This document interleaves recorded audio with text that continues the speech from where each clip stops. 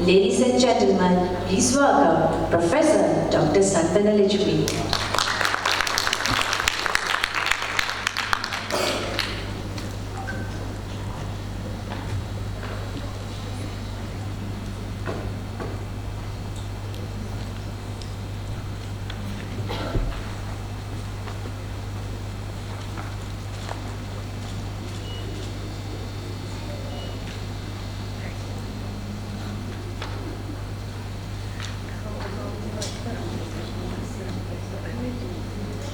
Dear Chairperson, Dr. Norsida and Professor Santana Lechmi, I request you to call upon the guest speakers.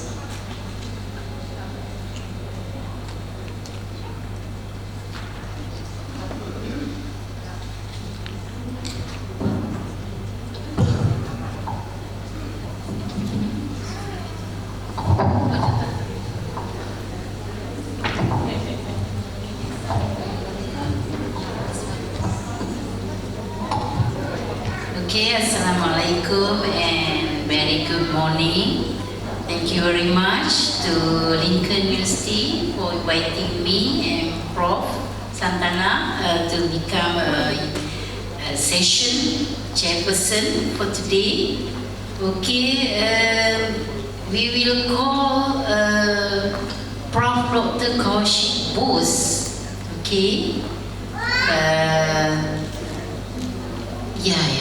Professor and from Department of Anthropology, Vidya Sadar University, West Bengal, India. Okay,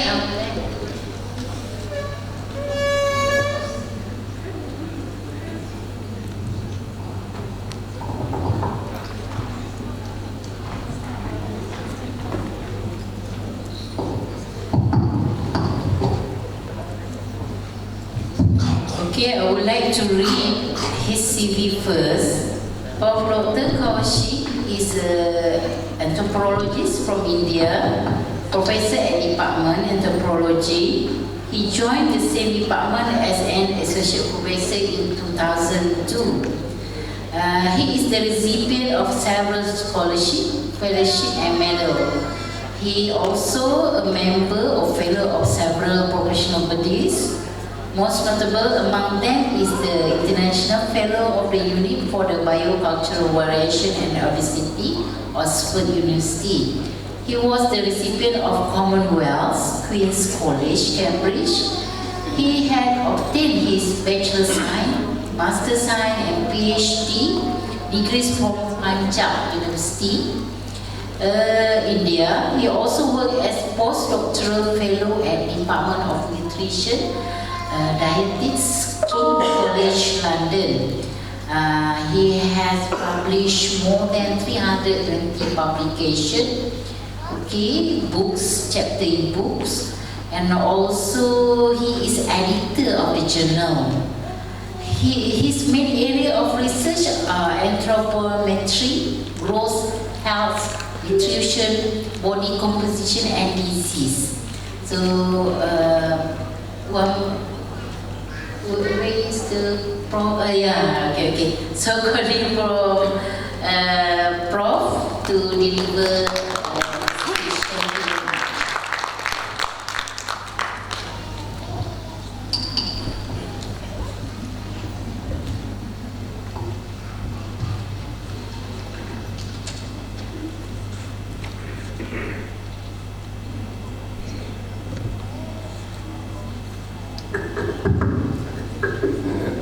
Good morning, everybody. First of all, let me thank the organizers for this kind invitation. Thanks to the chairpersons. Thanks to all the people involved, especially Dr. Sandeep Poddar for his personal initiative. Thank you very much for inviting me. Right, let me get started. I have been strictly told that to restrict my lecture to 30 minutes. I'll try my best. This is the first slide, which was, I'll come back to later on. This was the meeting we had a global experts on Mid-Aparam Conference in Washington, D.C. And people all over the world came to fix the Adap on Mid-Aparam Conference, okay?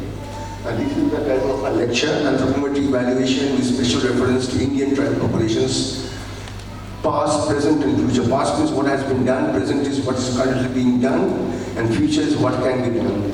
And these are my credentials, which our honorable chairpersons have already mentioned. So, now this is, since this is about indigenous populations tribe, I will not read the whole slides because it will take time. The PowerPoint presentation is with the organizers. If anyone wants it, they can have a copy of it, it's not a problem. So this is what how we define tribe in anthropology. Now, where the origin of the word tribe came from, it came from ancient Rome. Okay. Now, what are called scheduled tribes? There were certain distinct characteristics. These are highlighted there. This specific presentation deals with Indian tribes, Indian indigenous populations, but this is valid by and large all over the world. So although this presentation is India specific, but the findings and the implications are global. So these are some of the characteristics of Indian of tribes. I will not go into details because of time constraints. Now these are how the tribes are distributed in India, the graphical representation. Some states have tribes in large numbers and some states don't have. So there's a lot of variation of indigenous populations in India. Now we are dealing with undernutrition, so what is the problem? So there are basic causes, underlying causes, immediate causes, and the outcome. So the main thrust should be, as our earlier speakers had mentioned, that we should address the basic causes, because if we don't consider basic causes, the immediate causes or the underlying causes can be removed, but if the basic causes are not addressed, these problems will resurface. So this is a conceptual model given by UNICEF. So why do we have to evaluate nutritional status? Because of these are the advantages. Is highlighted. What are the utility of these studies? Now there are two kinds of studies, basically cross-section longitudinals. I will not go into details, but from those who are not familiar with anthropology or anthropometry is from Greek word anthropos, metry, meaning measurement of man. So how we evaluate nutrition status? By measuring humans. I will not go into details because of time constraints, okay? But they are very useful for, especially for population and field studies. Now there are several variables which can be measured, more than 256, but for ethnic variation, but normally for evaluating nutritional status, we restrict ourselves to specific measurements which are highlighted. And another important point or cause of undernutrition is low birth weight, which is defined here. Now, remember the first slide I talked about Washington DC. So these we can also evaluate nutrition status by measuring mean upper arm circumference. The previous cut-off points are given before, and the tabular form is what we have proposed by doing global studies, which were published in PHN, Public Health Nutrition, published from Cambridge University Press, and we have had a meeting, and from there we had given some recommendations, and those recommendations have also been published. So we recommend a cut-off point of 24 centimeters per adults. Now this is a classic of BMI. I think most of you are familiar with BMI. These are the classic cut-off points of BMI. These have been revised for Asia Pacific, which are given below, which is basically 30 becomes 25 and 25 becomes 23. So what happens if the BMI is low? So these are the implications in population. So there's low prevalence, medium prevalence, high prevalence, and very high prevalence, and what they indicate. What is the public health implication of it? Now, along with anthropometry, we can also evaluate nutrition status, or we should incorporate dietary intake. And there are various methods of dietary intake which are mentioned here. I will not go into details again for the amount of time. Then how we can define, I just want to make a very important point here that when we talk about malnutrition, nutrition is bad nutrition, like malabsorption. So we have to be very specific. 20 or 30 years ago, when we talked about malnutrition, we invariably meant undernutrition. Because the problem of obesity and overweight was not so prevalent. But nowadays, please don't use, we should try avoiding use the word malnutrition. We should be more specific. Whether it's undernutrition or overnutrition, but both of them refer to malnutrition. So that's why we have something called a dual burden, which is, both the problems are there. Now, these are statistics which make hunger on the international scene, which is very, very depressing, which you can make out from the figures which are stated. These are latest figures, WHO 2019. I will not go into details because of, again, lack of time. Then these are the vitamin A deficiencies, iron deficiencies. This is some of the, what you call, prevalences, which present a very grim picture. Then what is important is this cycle of malnutrition. I will not read the whole thing, but I will just give you a graphical presentation, which is much easier for you to understand. So it starts with women unable to meet the nutrition needs of pregnancy, which leads to low birth weight, which leads to high mortality. Mortality means death, finished. If they survive, then we have undernourished children with impaired immunity and increased rates of infection, which leads to weakened adults, which leads to again depopulated workforce and women unable to meet. So it's a vicious cycle. So to stop this, to address this problem, we have to tackle pregnant women, lactate women. We have to prevent, or we have to reduce, as I mentioned, for low birth weight, because that's where the main problem is. There is little use of giving nutritional supplements to a person like me. I'm 60 years old. Okay, so we have to get our priorities right. And unfortunately, I'm sorry to say that many countries, including India, has failed in this regard. In India, the prevalence of low birth weight is almost 1/3. That's 30% plus, which is less than 2.5 kilograms at 37 weeks of gestation. Okay, so these are some of the important points. Why we should use anthropology? Because nutritional status can be evaluated using body composition, using clinical methods, using metabolic variables, but the most prevalent or most applicable in field settings for population surveys is anthropometry. And since I'm an anthropologist, we're not interested in individuals, we're interested in populations. So these are inexpensive, cost-effective, okay? Not time-consuming. So this is the most applicable method of evaluating nutrition status. Now, these are some of the recommendations which we make, or I have suggested what the WHO should do to address this problem. Now, these are some of the data I'm presenting here. So, these from state-wise in India. So, you go to community, these are tribal communities, then the male, female, the BMIs, and the reference. You will notice that in many cases, the mean BMI is less than 18.5. 18.5 is a cut-off point. Less than 18.5 BMI means ED, chronic energy deficiency. And you see in many of these tribal populations, and I've got several of my references on that, plus some of my colleagues have mentioned that. So this is the scenario in West Bengal, which is my home state. Okay.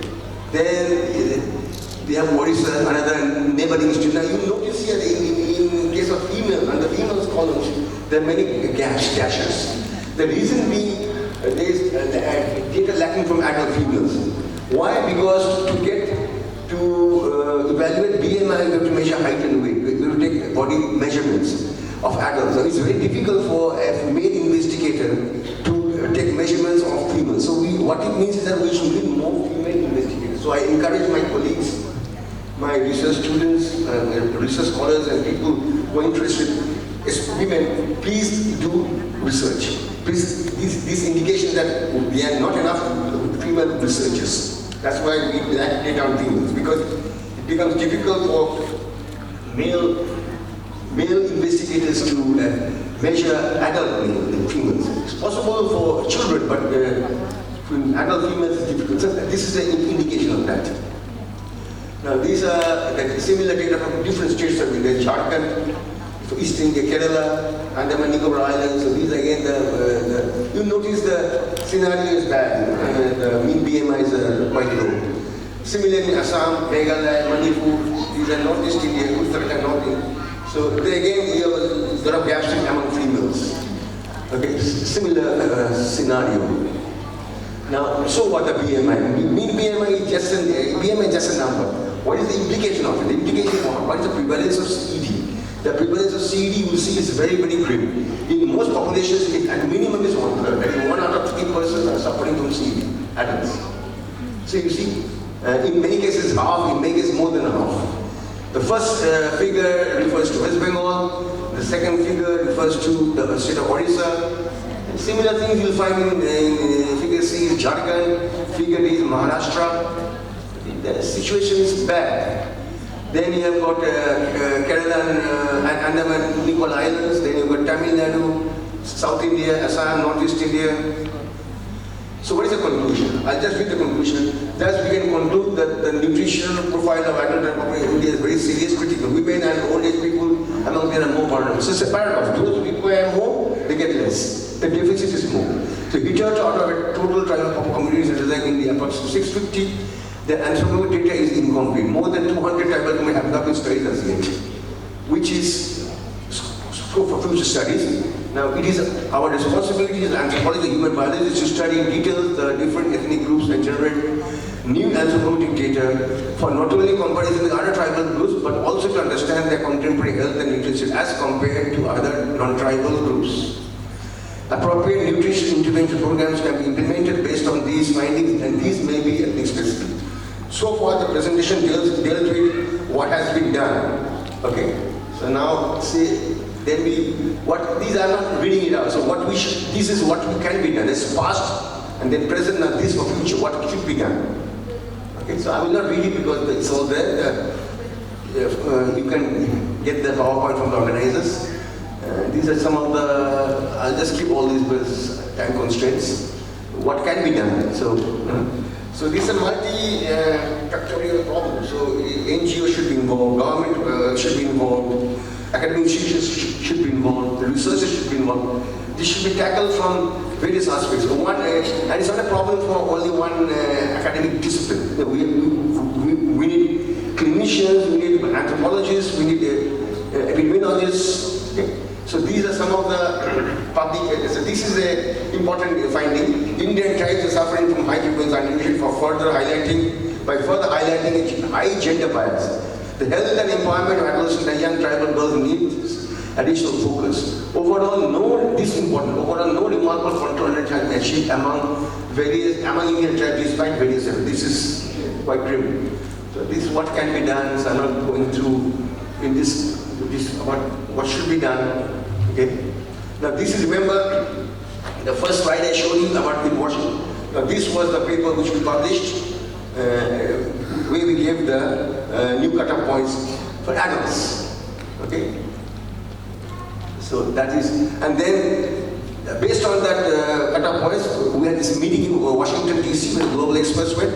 There we had recommended what should be done. So this is call to action. Again, this is published in the first slide I showed you. Now, I've been working on other populations. I'm just highlighting some of my publications. So this was based on low BMI in, slum dwellers in eastern India. Priyanka Das was one of my PhD scholars. She did work in Midnapur at the town where I live. So these are some of the obesity. Now, even obesity is a problem. Obesity is also malnutrition. So this book, edited by me, deals with various aspects of obesity. That's also malnutrition too. And then, nutrition status is, as I mentioned, is influenced by ecology, culture, health, disease. It's all interlinked. So this book deals with the interlinking of these factors. Okay. So these are all available in Google. You can do Google search and you can get that. Now, this book deals specifically on indigenous populations, the one I'm talking about today. And the importance of this book is, this book does not only deal with indigenous populations of India, it deals globally. So there are indigenous populations from South America, from other parts of Asia, including Malaysia and Africa, and likewise. Now, as I said, now this malnutrition can be under, it can be over. So this book deals with both aspects, dual burden. See, so we have got people suffering from undernutrition and then people suffering from overnutrition. So these are both deals with malnutrition. Now, my colleague and I, we were discussing about central obesity. Central obesity has got special relevance for health.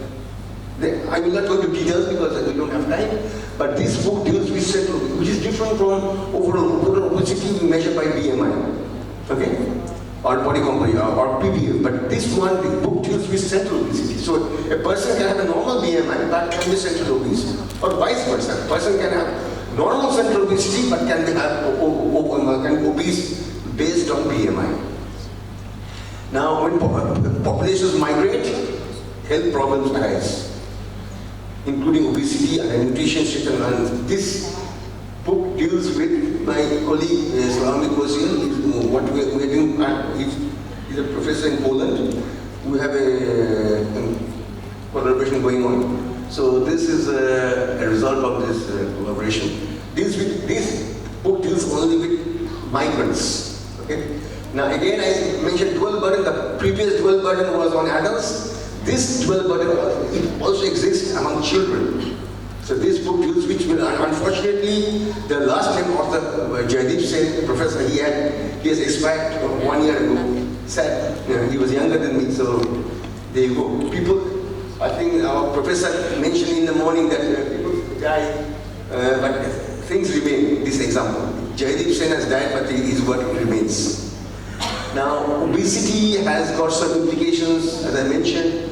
Health-wise point of view regarding central obesity. Syndrome X, what is the problem of obesity syndromes from the global perspective? Now, again, this book deals with what is the contributions of in childhood malnutrition. We have infants, we have neonates, we have children, we have adolescents, we have adults. These are different phases of life. We need different measurements, we have different cutoff points, we have different techniques to evaluate nutrition status. It depends on the age of the person. So this one deals with ethnicity and syndromic. How this syndromic risk factors varies according to ethnicity, which is very much important from the point of view. Ethnicity can be in tribe, also non-tribe. Now, as our co-chair very kindly introduced, in Oxford there is I am an international fellow of that, we have a unit which deals with obesity. So I am a fellow of that. So this, what we do is this unit I'm not going into details because we don't have the time. But again, so you see, nutrition status can be influenced by very many factors. So, like in this case, we found that a mother's education level was highly influencing nutrition status. In Pikli Khandra, it was my PhD student, and this was published in JBS, published in CUP. Here we clearly show that mother's education is very, very important. Now, there is ethnic heterogeneity among tribes also. Now, all tribes don't have the same problems. So this is a study which we published in Health from Taylor Francis, based on 9 tribes, Indian tribes, both sexes, from 3 states of India. So this is a multi-center, multi-ethnic study. Again, when there are some national disasters, children suffer the most. This, you will see some Polish names there. This our collaboration with the Polish colleagues. We published based on data from Sundarban.